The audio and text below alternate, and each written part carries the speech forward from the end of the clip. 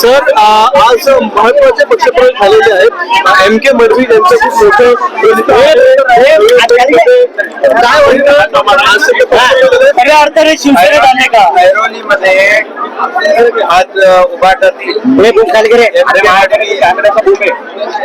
आधी नगरसेवक विनया मडवी, त्याचबरोबर करण मडवी आणि तेजश्री मडवी या चौघांनी शिवसेनेमध्ये प्रवेश घेतलेला आहे. उभाटामधून मी त्यांचं मनापासून स्वागत करतो आणि त्यांना शुभेच्छा देतो. त्यामुळे ऐरोलीमध्ये पूर्णपणे शिवसेनेचा पूर्ण जो ऐरोली भागामध्ये शिवसेना अधिक मजबूत होईल आणि शिवसेनेची ताकद तिथे ऐरोलीमध्ये अगोदरपासूनच मजबूत आहे आणि एम.के. मडवी आणि त्यांच्या कुटुंबियांनी प्रवेश केल्यामुळे आणखी शिवसेना तिथे मजबूत होईल. एम.के. मडवी हे कार्यकर्ता म्हणून काम केले अनेक वर्ष करतो.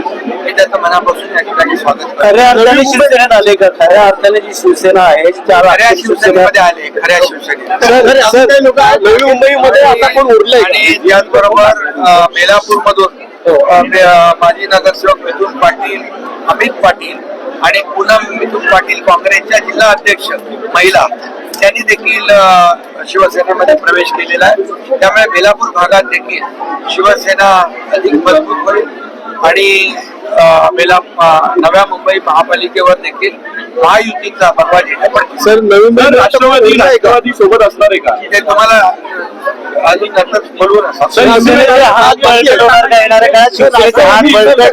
शिवसेना मजबूत आहे, बळकट आहे आणि या अशा सर्व लोकांच्या विश्वासामुळे अधिक बळकट होईल.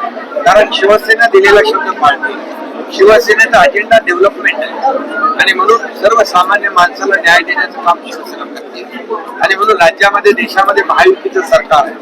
देशामध्ये आदरणीय प्रधानमंत्री नरेंद्र मोदीजी आमचे नेतृत्व करतात, देशाला पुढे नेत आहेत आणि राज्यात देखील समविचारी पक्ष आणि म्हणूनच डबल इंजिन सरकार महाराष्ट्रात आहे. त्याचबरोबर स्थानिक स्वराज्य संस्थांमध्ये देखील एका विचाराचं समविचारी पक्षाचं सत्ता आली तर डबल वेगाने ट्रिपल वेगाने या ठिकाणी अशा शहरांचा देखील विकास होतो आणि म्हणून लोक हाच विचार करतात. शेवटी डेव्हलपमेंट आणि डेव्हलपमेंट हाच अजेंडा शिवसेनेचा आणि महायुतीचा असल्यामुळे या ठिकाणी लोक येत आहेत.